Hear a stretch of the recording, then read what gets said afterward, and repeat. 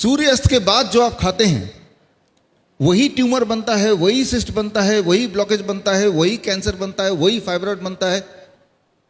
खाओ मत सूरज के ढलने के बाद, तो नहीं बनेगा। और जो है, मान लो किसी के बॉडी में कैंसर है, हमारे 55 हॉस्पिटल्स हैं, हम क्या करते हैं 6 बजे हम अपना किचन बंद कर देते हैं। हमें पता है जब हम इनको खाने देंगे नहीं 6 बजे के बाद, तो वो कैंसर सेल को, जो कैंसर के सेल है, उनको खुराक नहीं मिलेगी तो उनको मरना ही होगा। बहुत सिंपल, कुछ नहीं करना तो सिर्फ ये कीजिए कि सूरज के बाद नहीं खाना है। जैसे ही आप ये करेंगे तो आप देखेंगे कि सुबह जब उठेंगे तो कॉन्स्टिपेशन धीरे धीरे ठीक होने लगेगा।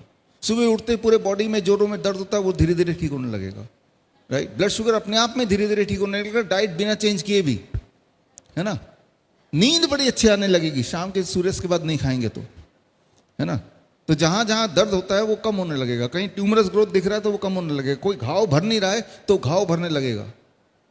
अगर आज आप चाहते हैं कि आपके घर के सारे लोग स्वस्थ रहें, तो आज घर जाते हुए रास्ते से एक ताला खरीद लीजिए और शाम के 6 बजते ही उस किचन में ताला लगा दीजिए, बस।